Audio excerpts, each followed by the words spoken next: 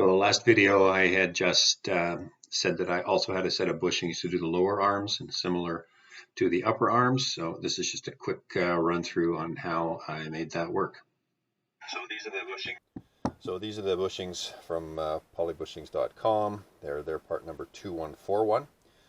And we've got the original sleeves from the rubber bushings that were in these arms. We need to retain those.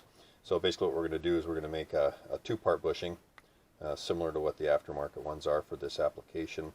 These require the middle to be bored out to fit these sleeves, and a small trim here so that they can go in either side.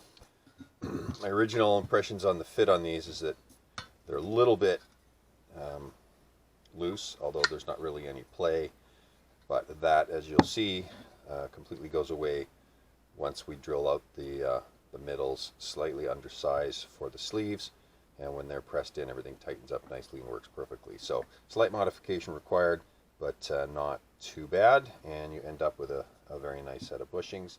Nice thing about So here I just put a fixture in my drill press, and once I got it centered, that holds the bushing in place. I'm boring this out with a 13th, 16th inch drill bit, which just snugly fits the inner sleeves from the original bushings, so they can be pressed in. So just repeated this 4 times, took them out of the fixture, and then that part was ready. So here I'm scribing the inner portion of the bushings. Had to remove about 6 millimeters from the inside so that they would fit in the original bushing location. And then back to the pull saw just to cut along the line and remove the material. Again, 4 times.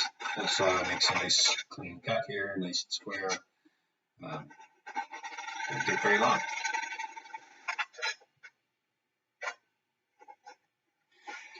And then again back to the silicone grease on all of the faces that are going to contact the bushings. So I'll put this on the inside of the bushing face where it goes into the arm, and then I'll put some in a second inside the bushing itself where the sleeve goes in. And finally, when I install them, I'll put some of the silicone grease inside the sleeve itself. I want to keep the squeaking to a minimum. So put 1 bushing in each side, then we'll put the sleeve in, and then head to the press. Again, this is not so tight that it couldn't be done probably with a mallet or a vise. Pretty easy to do. These bushings, again, I think were about $3 a piece. A set of poly bushings, aftermarket ones, about 50 pounds or $75 an arm. Pretty good.